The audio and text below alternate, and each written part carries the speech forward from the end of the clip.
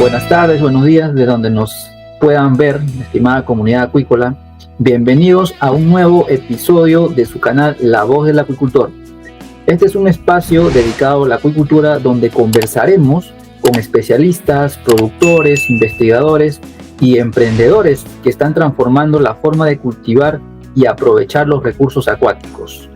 Nuestro objetivo es compartir experiencias, innovaciones y desafíos que vive el sector acuícola, desde las producciones más pequeñas, artesanales, hasta los proyectos más grandes y avanzados. Si te apasiona la acuicultura, aquí encontrarás conocimiento prácticos, historias inspiradoras y las voces de quienes están construyendo el futuro de esta actividad. Acompáñanos y sé parte de esta comunidad acuícola. Y el día de hoy tenemos como invitado especial al biólogo Alfredo Pino, ¿no? Es un gran especialista, ¿no?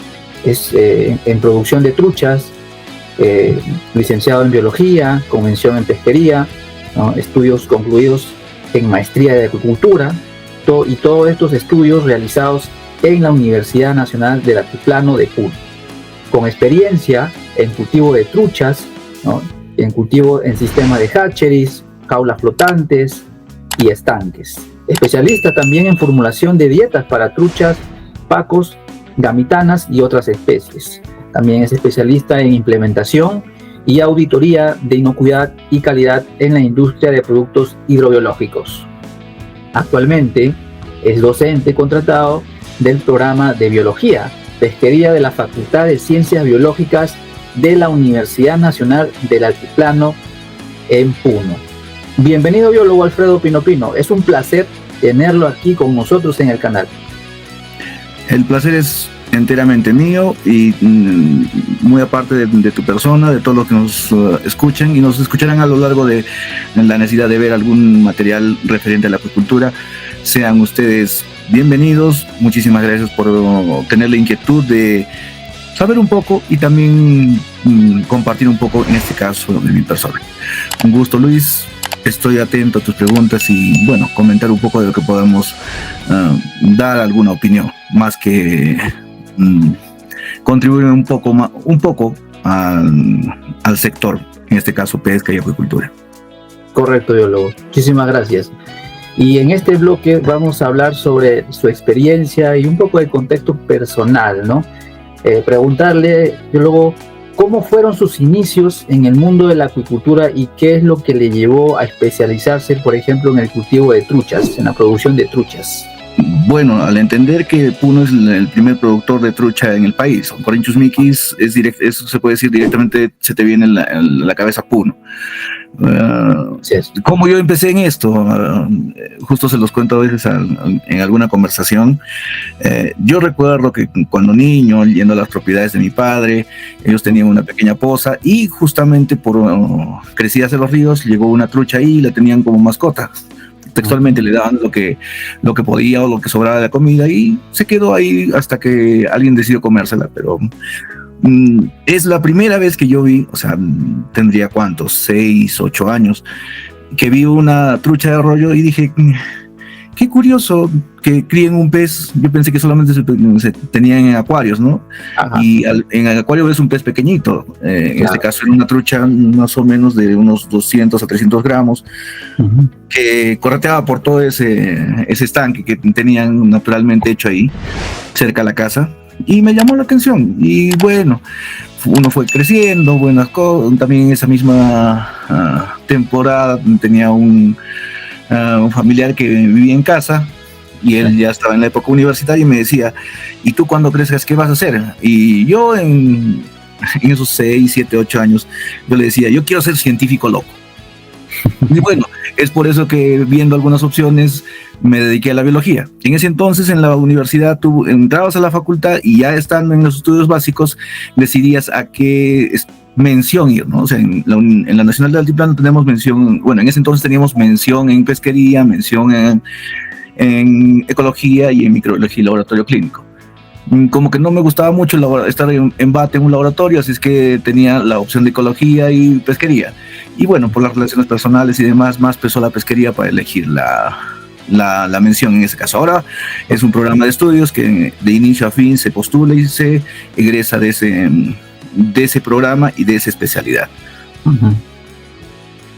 Y así empezamos a tener inquietud de cómo llevar esta actividad que, bueno, en el país como tal no creo que tenga más de 50 años. Bueno, un ejemplo es mi facultad, que tiene ya 51 años, se generó como biología ictiológica, o sea, el estudio y directamente los peces.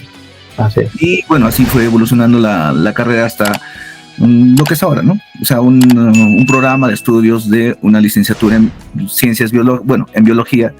Uh-huh. Claro, hay mucha confusión, ¿sí? ¿Qué diferencia hay con un biólogo directamente? Bueno, es lo mismo, solamente es la denominación, ¿no? La formación es la misma, los contenidos es lo mismo y la ciencia base de la biología es transversal.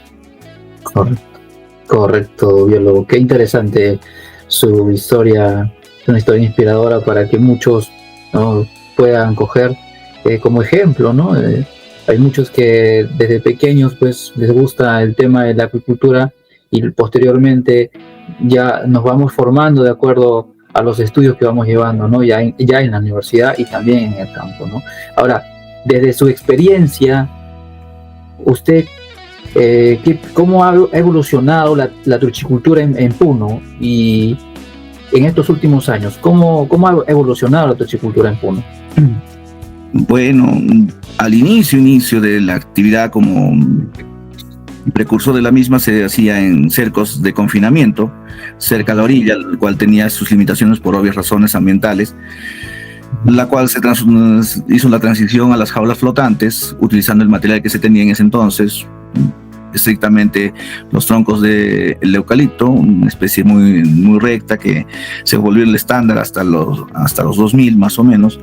Uh-huh. Hasta fines de los 90, a inicios de los 2000, en el cual ya se hizo la transición a las estructuras de tubo galvanizado y ahora dando paso a las estructuras ya de material acero, niquelado, zincado o usualmente pintado también, ¿no? Pero ya estructuras de mayor tamaño, pasamos de estructuras de 5 metros por lado de 10 a 15 metros ahora implementadas, y así sucesivamente han ido creciendo tanto en volumen de producción, en número de acuicultores o bueno, y el conjunto de ambos, ¿no? Claro, correcto. Entonces, déjame mencionarte aparte que también en la región Puno, al entender del dicho, ¿no? O sea, no poner todos los huevos en una misma canasta porque se pueden romper al caerse toda la canasta, se intenta, intento, todavía no es que se haya redondeado todo el paquete tecnológico, todo el ciclo de la crianza, no solamente de la trucha, sino del pejerrey argentino, el Odontes bonaerensis, que de forma, entre natural y entre introducida se da en el lago Titicaca y tiene una extensión sorprendentemente, a mi parecer, hasta Amazonas, ¿no? Yendo con un poblamiento hasta avanzar hasta en el territorio nacional de esa forma. Claro. Como actividad en acuicultura. Claro, que también Puno tiene parte selva, pero no es muy explorado, o mejor dicho, implementado la acuicultura en la parte selva de Puno, que es selva alta, una pequeña fracción con la frontera con Madre de Dios, que tiene las condiciones más propicias, pero también en Puno como región tenemos esa inquietud también de iniciar con la actividad de los peces tropicales en la medida de lo posible, claro está.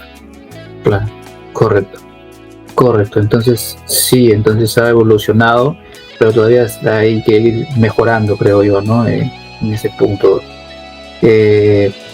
Claro, ahora, por supuesto. Un ejemplo claro, si queremos hablar de algo ya manejado, un paquete ya estudiado en otros sitios y que llama por lo menos poderosamente a mí la atención, es que no tengamos un núcleo de mejora genética específico en la región, o sea, siendo que nosotros somos los que más ovas embrionadas importamos, más ovas embrionadas llevamos a un hatchery para tener la semilla que sostiene nuestra producción. No tenemos un sitio que sostenga esa producción de reproductores que hayan sido manejados en una mejora genética como lo tienen en las empresas extranjeras en otros sitios. Bueno, lo más cercano creo que es Chile, que ya tiene ese paquete, y incluso ya hay empresas que venden ovas embrionadas desde esa misma procedencia. Correcto. Qué interesante lo que nos cuenta, si es cierto, ¿no? Y usted qué factores cree qué factores considera que han sido claves para que Puno ahorita sea la primera región, ¿no? En la actividad acuícola, en la producción de trucha, por ejemplo, ¿no? Primero y fundamental, el hecho de que es la iniciativa de las personas que viven a orillas del lago. A inicio podrían ser pescadores o simplemente personas rurales del campo que veían que un vecino puso esto y como iniciativa o como copia de esa iniciativa se puso también a hacer lo mismo, y en algunas zonas se masificó la presencia de este modo productivo, y eso hizo que creciera el número, el número de productores, y eso por ende a la mayor producción de trucha. Aparte de las condiciones que brinda el lago, no diremos que son las ideales durante todo el año, pero con el estudio y el compartir de experiencias se puede llegar a tener una producción sostenible, y esperemos pronto tener un estándar, ¿no?, para atender al mercado. Correcto, qué interesante. Y bueno, ahora entramos a este segundo bloque donde vamos a hablar sobre técnica y producción, ¿no? Técnica y producción. Aquí yo le preguntaría, biólogo, aparte que ya nos mencionó, ¿no?, ¿cuáles son las condiciones ideales para un cultivo eficiente, por ejemplo de la trucha, ¿no?, en altura? Mira, si técnica y producción, ¿cuáles son las condiciones ideales? Algo tal vez irreal es tener factores de calidad constantes. Me refiero a la misma temperatura en todo el día y en todo el año, eso que es irreal. Pero hay formas de producción en la cual podemos llevar la producción aún así con esas diferencias. Antes, por ejemplo, las variaciones térmicas no eran tan grandes, ¿no? Me refiero, las temperaturas no superaban los 15 o 16 grados de temperatura del agua en verano. Ahora tranquilamente superan los 17, llegando a llegar a los 18 en zonas un poco más someras, cercanas a la orilla, en donde por obvias razones el productor le gusta estar, ¿no? Pese a que por normativa tienen que estar a una profundidad entre 15 metros de profundidad para llevar la actividad. Y eso por lo menos me lleva a mí a entender que el recurso humano tiene que tener un previo entrenamiento. No es así por así, digamos, alguien que tenga la iniciativa de hacer la actividad, ir a producir al nivel de producción de un acuicultor que tenga 5 o 6 campañas de experiencia. ¿Por qué? Porque un productor que tiene esa experiencia sabe cuáles son las condiciones que provocan la muerte de sus peces y las actividades que él puede hacer para corregirlas, entre ellas la menor carga por metro cúbico, la dispersión de las horas de alimentación o las medidas de bioseguridad que puedan tener en el cultivo. Eso lo ganas con la experiencia.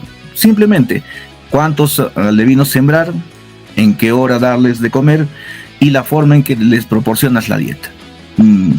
Para mí sería lo más ideal en lo inmediato, porque los demás siempre se va a reajustar, siempre se va a, se puede decir, replantear, porque un año no es igual al otro. Por ejemplo, puede haber sequía, puede haber extremo de lluvias, temperaturas más altas, temperaturas más bajas, y hay que ir aprendiendo y conviviendo con esas condiciones en el cultivo.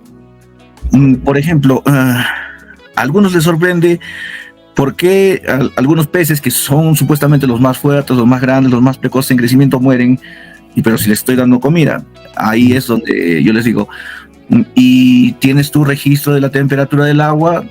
Bueno, y si es que lo tienen, paso a la siguiente pregunta un poquito más complicada de hacer, ¿no? Que es, ¿tienes registros de la cantidad de oxígeno disuelto en agua que tienes en tu cultivo?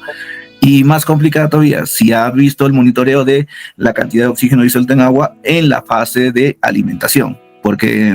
¿Y por qué dirán? Y algunos me preguntan, ¿por qué tanta medida? Es que vas a ver que el oxígeno como un factor químico sufre modificaciones por las necesidades y la presencia de distintas poblaciones en el medio ambiente acuático. Tal vez no las veas, pero las microalgas están ahí. Tal vez no las veas, pero las otras poblaciones de peces y demás organismos también están ahí. Y todas, al ser estrictamente aeróbicas, dependen del mismo oxígeno disuelto en agua. Y cada una de esos eventos, con mayor temperatura, menos cantidad de oxígeno. Y nosotros, que estamos a una altura de 3.800 metros sobre el nivel del mar, no contamos con mucha margen de error, ¿no? O sea, nuestro margen de error es casi de un miligramo de oxígeno disuelto.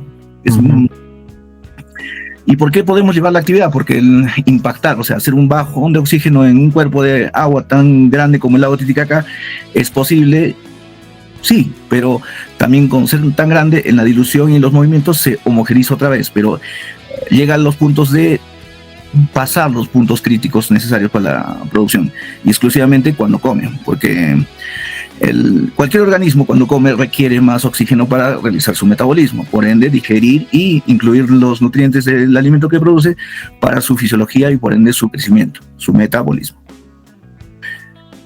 Después, en técnica y producción, a veces el espacio también es un limitante, o sea, no es lo mismo querer tener una carga de 6 por kilo, que es algo prudente, a una de 12, que sería lo ideal. O sea, estamos hablando de dos cargas distintas que pueden, para alguien no tan adiestrado, es preferible empezar con algo más, una población menor en un espacio específico. Y eso asegura su producción para adelante y pueda tener el expertise necesario para aventurarse o decidir con bases sólidas de que puede subir eso. Correcto. Entiendo. Y usted, en su experiencia en campo que ha tenido, ¿qué errores comunes ha observado en los pequeños y medianos productores, mayormente en la fase de engorda?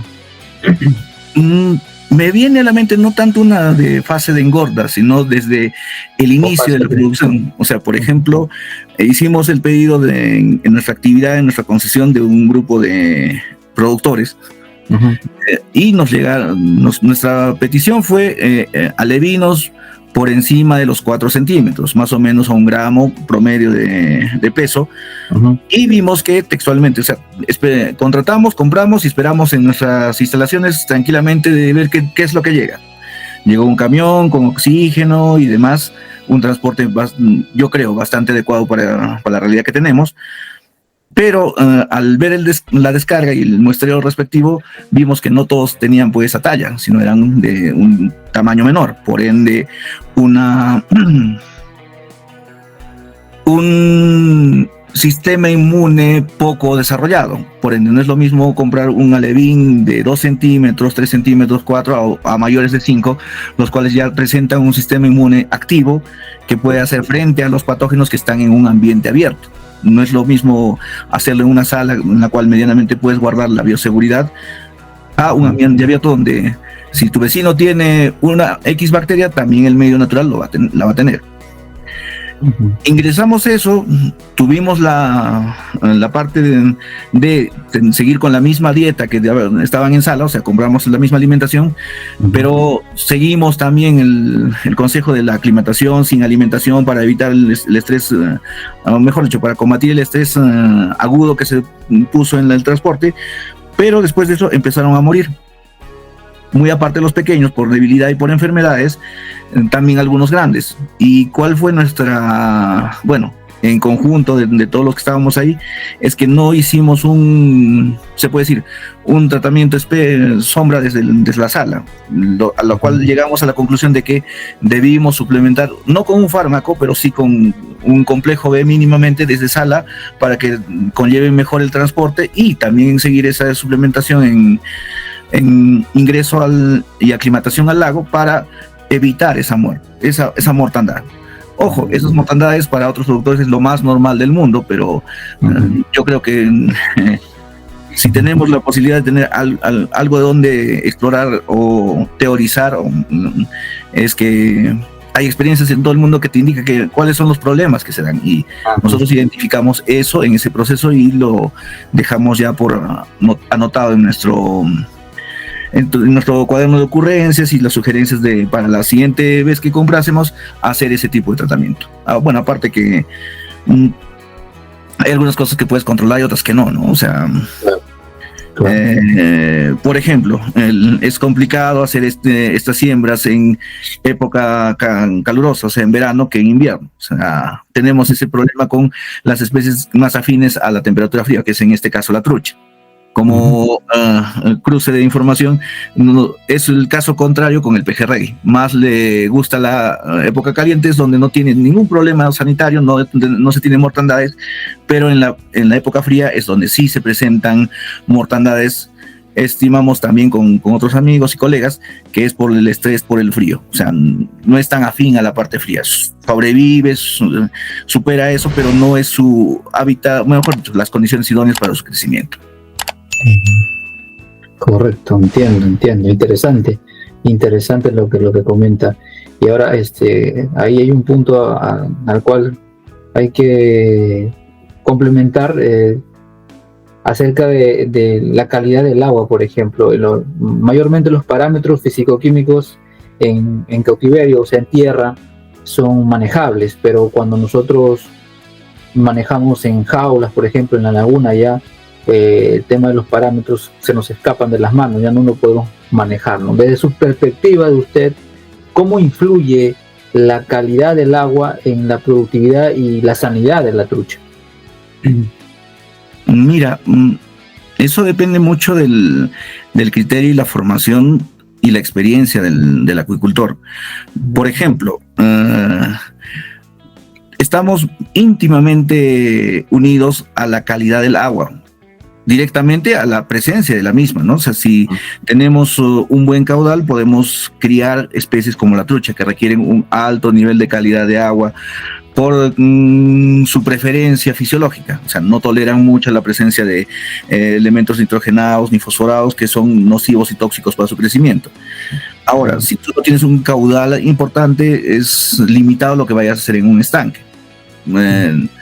Y también, pese a que puedas tener un recurso muy abundante como un río al costado que tienes un caudal importante durante todo el año, la calidad de este mismo no es constante durante todo el año. Por ejemplo, cuando hay época de lluvia, la calidad baja porque la escorrentía, el torrente que arrastra materia orgánica al agua, no la controla nadie, ¿no? O sea, en la parte superior de la cuenca con la cual alimentas tus estanques, puede haber gran proliferación de crianza de ganado, la cual no creo que tenga un sitio sanitario específico. Un baño para ganado no existe, y por ende